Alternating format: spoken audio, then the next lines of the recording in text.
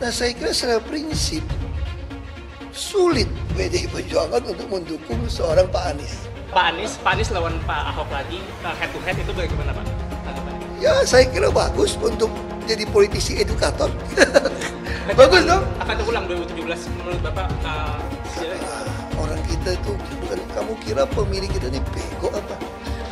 Semua orang punya nurani, bos. Ya kan udah punya itu semua, udah ngaku, ngapain sih nggak bakal segitu lah, percaya sama gue lah. Orang Jakarta ini waras. Nah kalau saya dikasih kesempatan dari warga Jakarta, atau kasih Tuhan bisa ikut ya. Kalau melayani warga Jakarta kan saya juga bilang, kita kan kayak orang tua untuk warga Jakarta. Saya kemarin ketemu satu nenek menarik, 97 tahun, ini cerita di Salatiga. Dia bilang, Hok, kalau kita jadi orang tua, anak-anak kita nggak pernah datang telepon kita, datang jengukin kita, lu sedih nggak? Itu yang saya lakukan dulu sebagai warga Jakarta. Saya kayak orang tua. Makanya balai kota saya buka kan, nomor telepon saya kasih semua orang. Saya ini kayak orang tua kamu, saya juga kepala pelayan Anda. Jadi kalau dikasih kesempatan untuk melayani warga Jakarta, ya saya tentu dengan senang hati mengerjakan. Saya bisa pasangan dengan siapa saja kok. Dengan Pak Jokowi juga, saya jadi wakil saja saya bisa. Apalagi kalau saya jadi gubernurnya. Saya tuh dari dulu kerja sama dengan siapa saja bisa. Yang penting kita sama-sama nggak niat nyari kekayaan atau nyolong ya. Nah saya berharap siapapun wakilnya, dia mengerti. Anda kalau mau karir politik, Anda mesti punya reputasi yang baik. Uang mah nggak mungkin kelaparan lah kita jadi pejabat. Tapi nggak usah nyolong lah. Karena akar masalah kita semua kan korupsi. Dengan menerima suap, kita membengkokkan keadilan. Padahal tugas kita kan mengadministrasi keadilan sosial. Itu pasti membengkokkan keadilan sosial tadi kalau kita terima suap. Tadinya sih ada rencana Kaesang, putra bungsu Jokowi, akan ikut bertanding di Jakarta.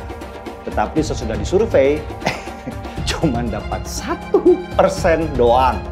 Dan akhirnya melipirlah ke Jawa Tengah karena di sana peluangnya Kaesang mungkin lebih besar. Anies jelas mengincar posisi calon presiden di 2029 dan itu hanya bisa dia lakukan ketika dia menjadi gubernur Jakarta. Dan itulah kenapa Anies Baswedan berani turun pangkat dari calon presiden menjadi calon gubernur meski disoraki oleh banyak orang. Di mana dia nanti akan menari di panggung besar untuk tetap mempertahankan popularitasnya. Bahkan kalau perlu menaikkan namanya supaya lebih terkenal. Lawan Anies dalam akrobat politik itu cuman Ahok. Dua mantan lawan di Pilgub DKI 2017 ini tetap menjadi magnet yang kuat di dalam survei siapa yang layak untuk memimpin Jakarta. Anies sementara ini didukung oleh 3 partai untuk maju menjadi calon gubernur di Jakarta, yaitu PKS, PKB, dan Nasdem. Sedangkan Ahok yang berasal dari PDI Perjuangan, kalaupun dia akhirnya maju, partainya harus berkoalisi dengan partai lain. Karena suara PDI Perjuangan yang turun atau anjlok di Jakarta, itu nggak cukup sendirian untuk mengusung calon gubernur. Profil pemilih Pak Anies dan Pak Ahok ini serupa karena sama-sama militan, sama-sama merekam, punya kolektif, memori kolektif bahwa Anda berdua adalah gubernur yang berkinerja baik gitu. Dan masing-masing yang juga tidak mau memilih sama, hampir sama besarnya, 17% dan bedanya cuma di 0,8%. Yang memilih pasti memilih Pak Anies, udah pasti nggak mau memilih Pak Ahok. Yang mau memilih Pak Ahok udah pasti nggak memilih Pak Anies.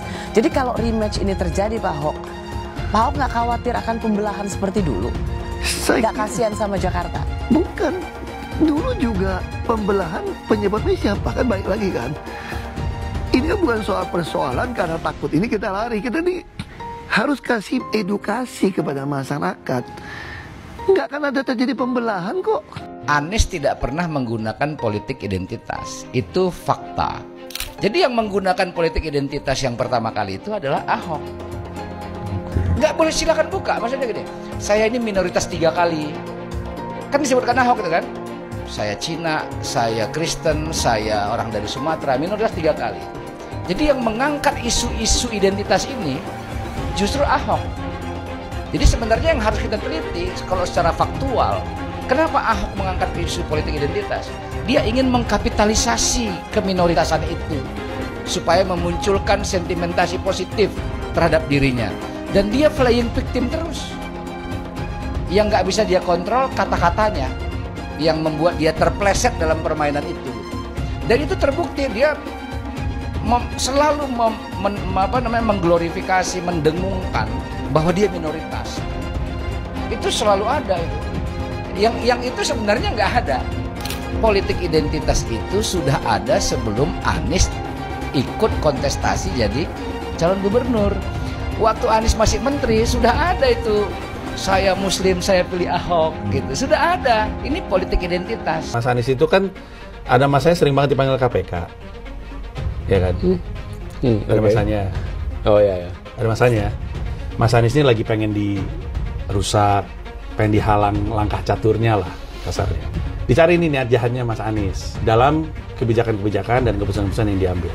Kok Ahok tidak melihat istana berupaya menjegal pencalonan Anies Baswedan? Itu Ya saya kira nggak perlu jegal lah. Pak Jokowi kan juga pakai hitungan, dia pakai survei semua.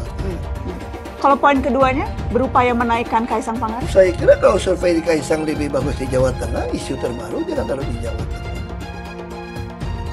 Orang politik kan ngitung ya mereka ya. Kan Pak Jokowi kan ngitung survei gitu.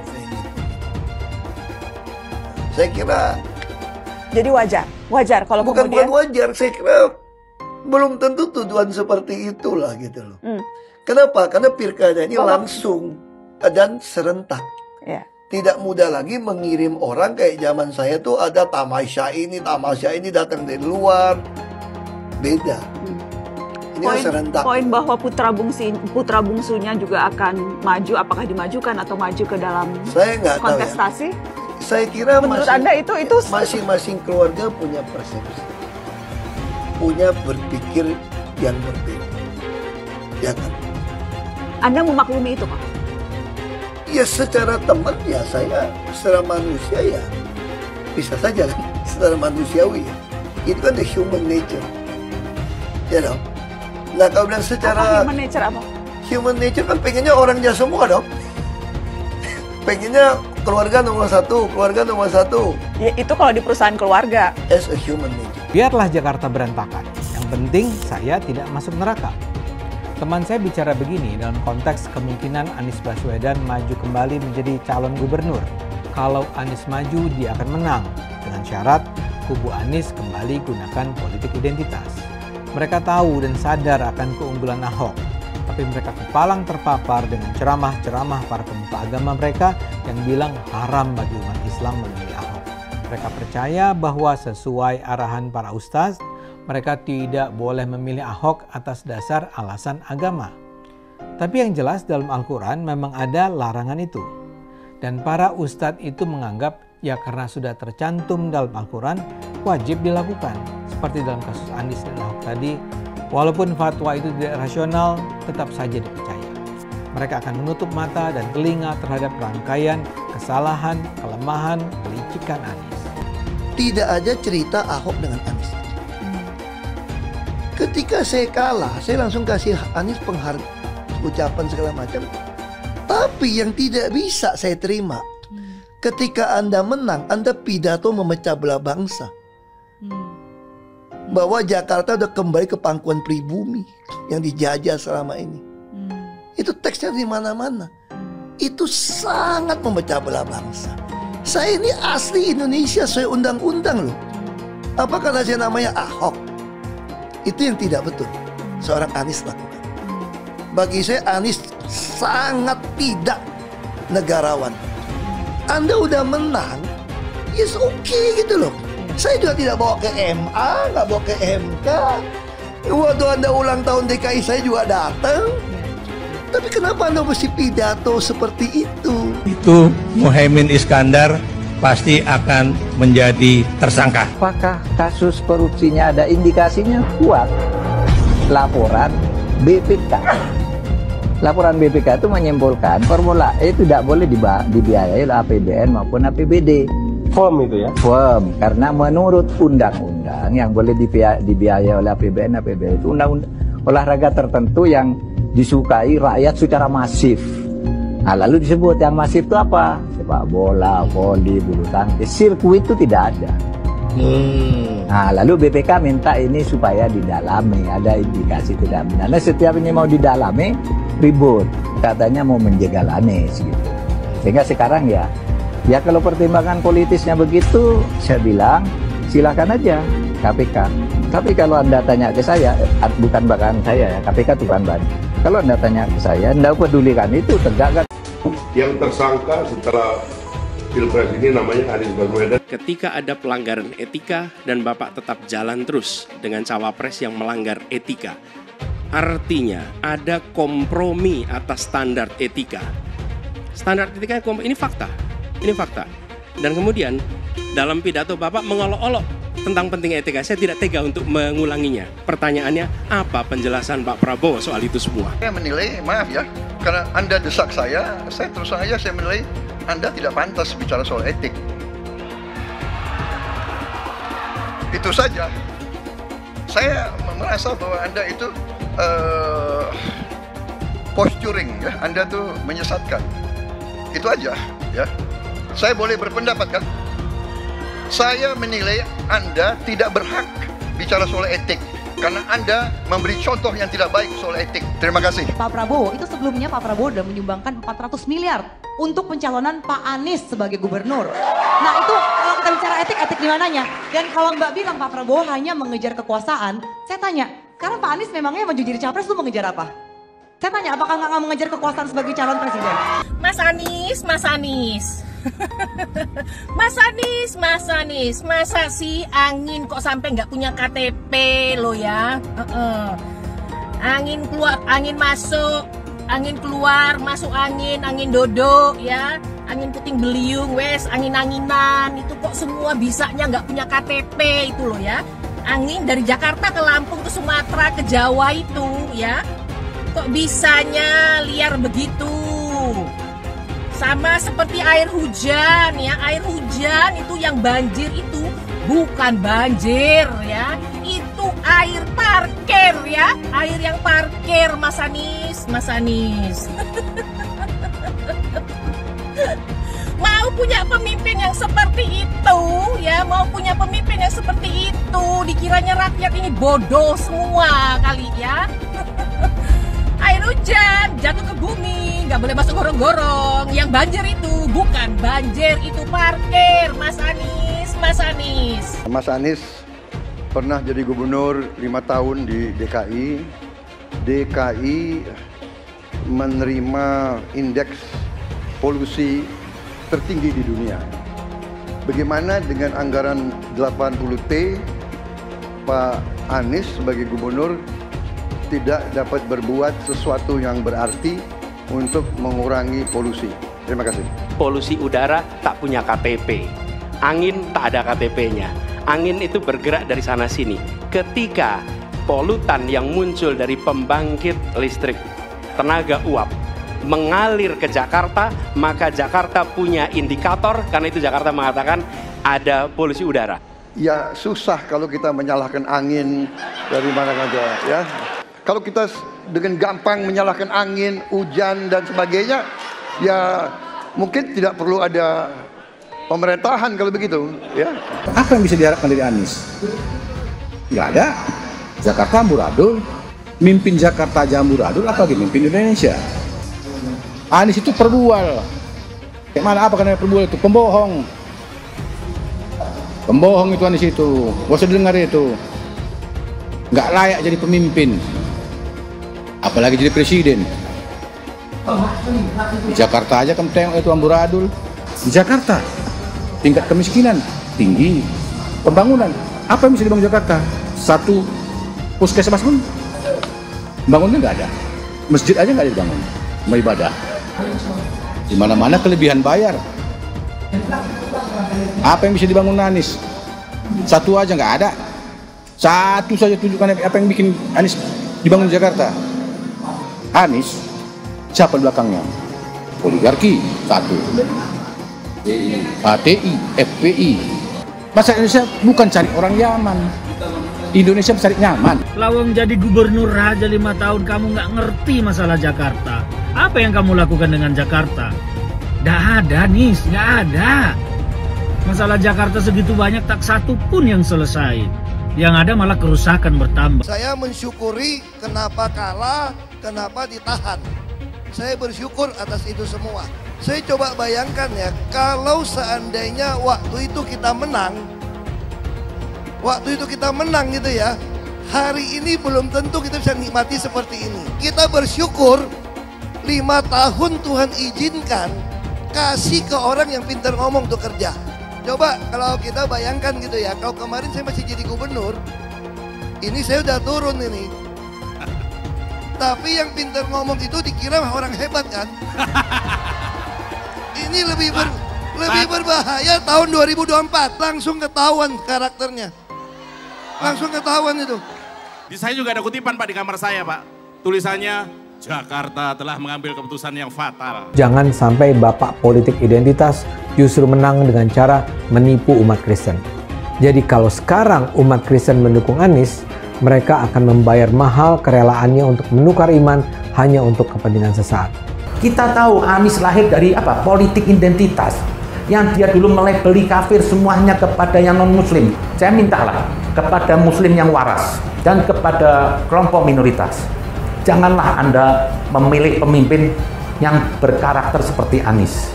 Gen Z juga tahu kalau Anies adalah sosok yang didukung kelompok intoleran yang membuat Pilgub DKI 2017 menjadi sangat kotor.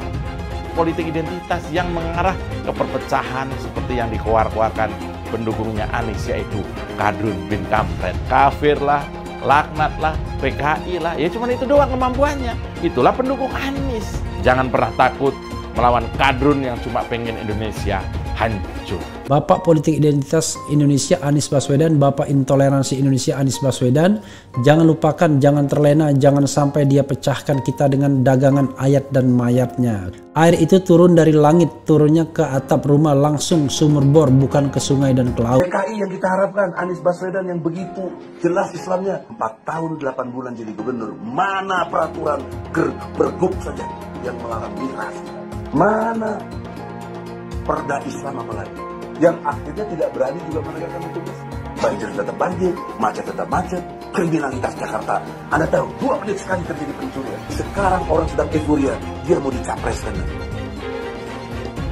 Bagaimana umat terjebak lagi, bodoh lagi, masuk lagi. Kalau misalnya memang Anies itu mau maju dan dia tekad mau menegakkan hukum Islam dan menyatakan perlawanan, saya pendukung. Tapi dia tidak lakukan itu. Dulu janjinya apa ya? Dan ini aneh, betul-betul aneh.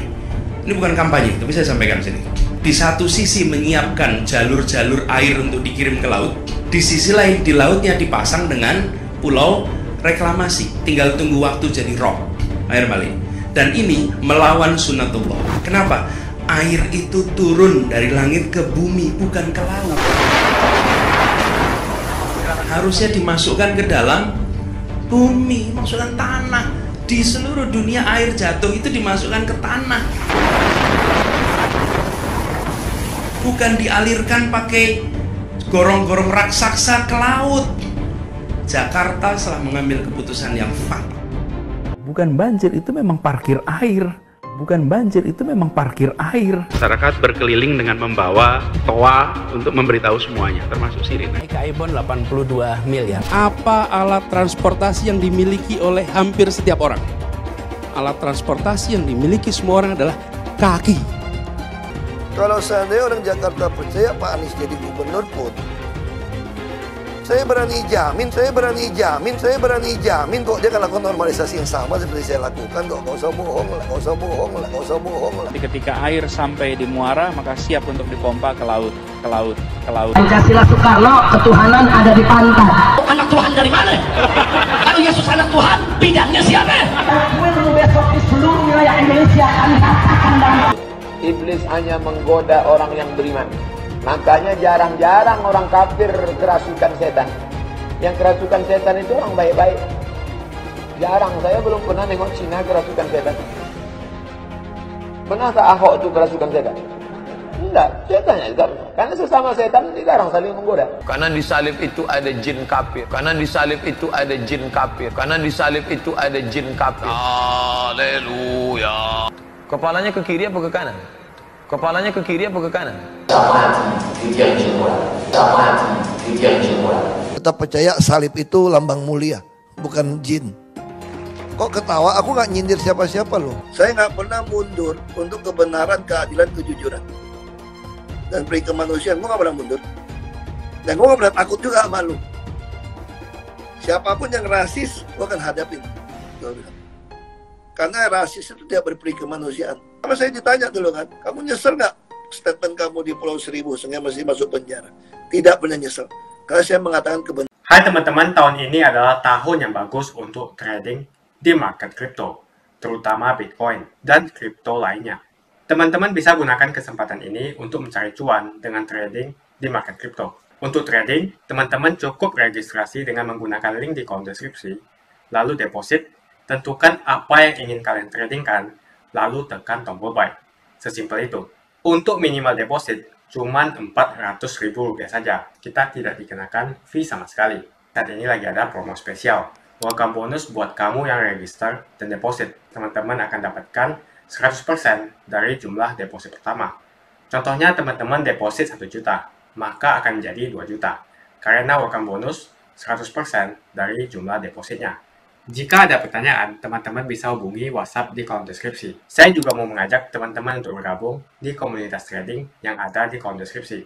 Di sana saya akan memberikan sinyal trading yang bisa teman-teman ikuti. Seperti biasa, kalau kamu suka dengan video ini, jangan lupa komen, klik like, dan subscribe. Hai semua, dengan saya Jonas Leong. Terima kasih banyak buat kalian, penonton setia yang selalu menonton di channel ini. Saya secara personal sangat menghargai waktu kalian. Dan saya sudah menganggap kalian sebagai family karena kalian selalu support di channel ini. Bagi kalian yang selalu menuliskan opini kalian di kolom komen, saya baca komen kalian satu persatu. Saya baca komen kalian untuk mengetahui opini kalian, tanggapan kalian, dan masukan kalian sangat berguna untuk video selanjutnya. Terima kasih banyak buat kalian yang selalu menekan tombol like di awal video. Video seperti ini membutuhkan waktu dan juga research. Dan ini semua gratis untuk kalian. Jadi pastikan kalian menekan tombol like-nya, supaya saya mengetahui kalian menyukai konten yang saya bagikan. Pertanyaannya sekarang, secara objektif, siapa yang layak memimpin Jakarta? Ada beberapa calon yang mengemuka. Nasdem dan kelompoknya sudah mencalonkan Anies Baswedan. Kim, Koalisi Indonesia Maju, masih ragu-ragu. Mau mencalonkan Kaisang, ternyata Kaisang mendapatkan resistensi paling tinggi alias paling banyak ditolak oleh Jakarta. Dia hanya 1%. Kemungkinan Ridwan Kamil. Ridwan Kamil pun juga agak tidak terlalu populer di Jakarta. Nah, ada kuda hitam sebetulnya yang layak diperhitungkan oleh rakyat Jakarta. Karena PDI Perjuangan dan PKB belum memutuskan.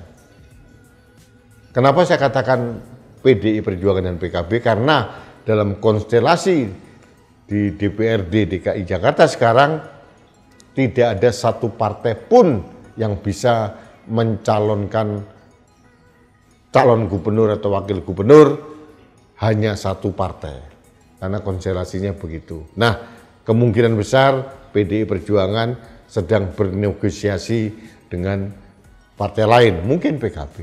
Pilihan yang terbaik kalau PDI Perjuangan akan mencalonkan adalah Basuki Cahayapurnama.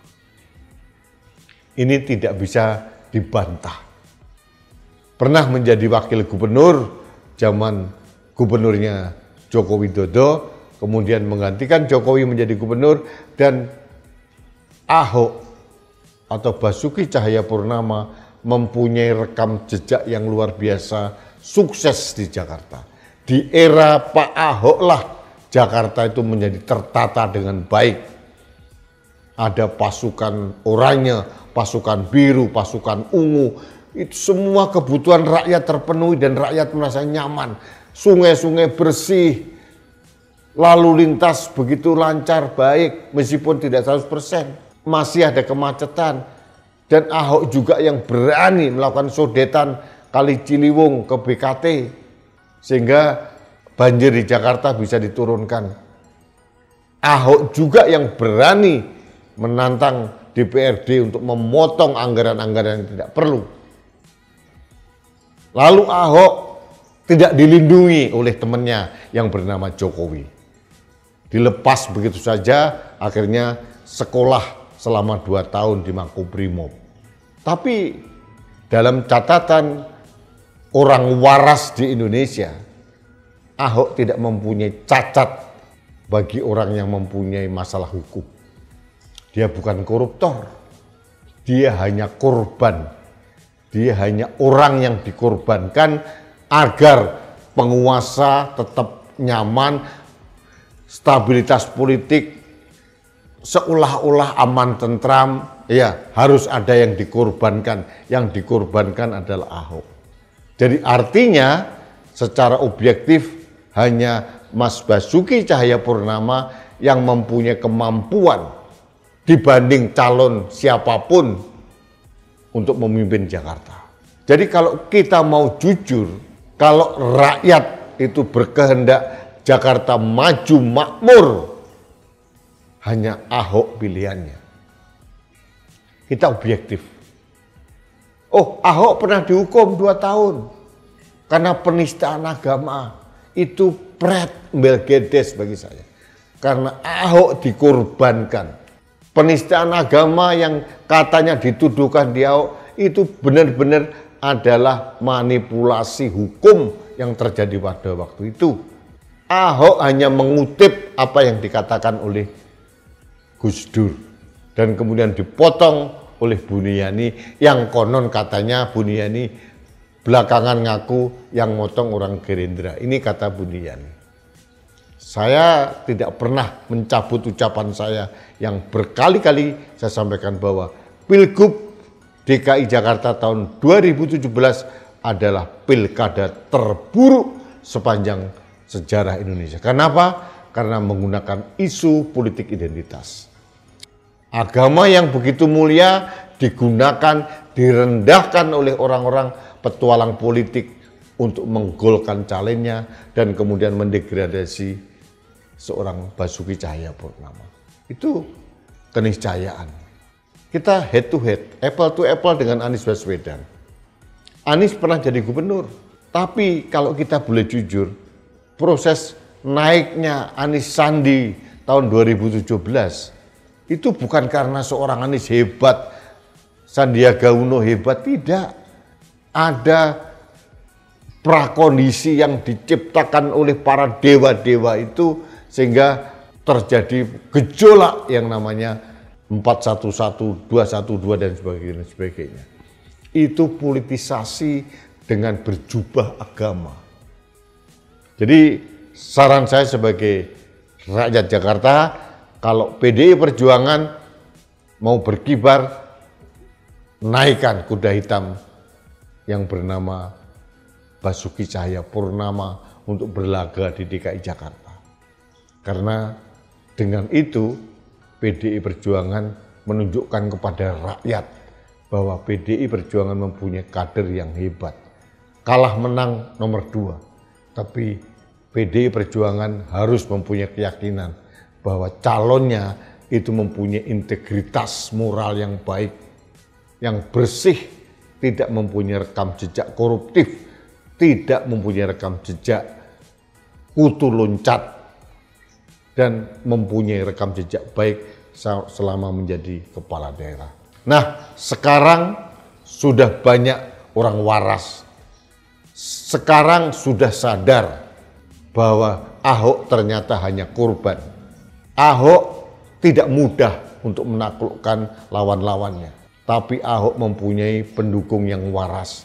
Mayoritas rakyat Jakarta sekarang sudah mulai waras, mulai punya akal sehat, tidak lagi mau terperdaya oleh ajakan politik identitas dengan memakai jubah apapun, jubah agama, jubah kesukuan, itu tidak mempan lagi. Abaikan anasir-anasir di PDI Perjuangan yang mempertimbangkan berkolaborasi dengan Anies Baswedan atau dengan yang lain. Karena pada saat PDI Perjuangan berkolaborasi dengan Anies Baswedan, saya mempunyai keyakinan PDI Perjuangan akan ditinggalkan pendukungnya di DKI Jakarta. Sekali lagi, kalau Jakarta mau maju, Ahoklah orangnya. Kemungkinan satu-satunya yang menggunakan politik identitas adalah hanya Anies Baswedan. Pertanyaan itu lantas saja menimbulkan amarah di kubu Anies, salah satunya dari kelompok khilafah. Orang kepercayaan Anies menyatakan politik identitas adalah framing yang selalu dibangun untuk menyudutkan, padahal selama kepemimpinan Anies Baswedan sebagai gubernur tidak sekalipun Anies membeda-bedakan warga berdasarkan agama dan ras. Buat saya, apakah benar menyebut politik identitas itu adalah sekedar framing untuk menyudutkan Anies? Saya akan membantah pernyataan itu. Kubu Anies terus berusaha mengaburkan makna politik identitas. Mereka berulang kali bilang bahwa identitas adalah hal yang alamiah dalam kehidupan manusia. Jadi apa salahnya dengan menonjolkan identitas keislaman seorang calon presiden? Tapi saya yakin Anies tahu yang dimaksud dengan politik identitas adalah politik yang menggunakan agama sebagai alasan mengapa seorang kandidat harus dipilih atau mengapa seorang kandidat jangan dipilih. Politik identitas ini sangat berbahaya. Politik identitas membuat masyarakat menjadi tidak rasional dalam berpolitik. Yang menjadi faktor utama dalam politik identitas adalah agama. Seorang kandidat akan dipilih karena agamanya, terlepas dari apakah dia melakukan korupsi atau melakukan pelanggaran HAM. Ketika politik identitas digunakan, maka ini akan berpotensi konflik, karena usai pemilihan, konflik itu akan terus berlangsung dalam waktu yang lama. Masalahnya, ada alasan yang cukup kuat untuk menduga bahwa Anies sangat mungkin menggunakan politik identitas, yang memang dikatakan normal ketika menjabat sebagai gubernur DKI. Dalam proses menjadi gubernur, kubu Anies jelas-jelas menggunakan agama sebagai alasan untuk menjatuhkan Ahok. Anies jelas-jelas menggunakan agama sebagai alasan untuk menjatuhkan Ahok, sampai akhirnya Ahok dipenjara. Jadi ada track record sebelumnya bahwa Anies bisa menggunakan politik identitas untuk mencapai tujuannya. Anies sangat mungkin menggunakan politik identitas karena ini memang keunggulan komparatif dari Anies. Dia mungkin saja seorang doktor dari Amerika Serikat, tapi rekam jejak kepemimpinannya sangat tidak bagus. Dia gagal sebagai rektor Paramadina, gagal sebagai menteri, dan gagal sebagai gubernur. Jadi agama digunakan untuk membangun dukungan terhadap Anies. Itu saja opini saya. Pastikan Anda menekan like di video ini dan bagikan video ini ke teman dan family Anda supaya mereka mengetahui informasi ini. Jangan lupa tekan tombol subscribe dan bunyikan tombol loncengnya supaya kamu tidak ketinggalan info dari channel Johannes Leong. Dan saya akan jumpa kalian di video selanjutnya.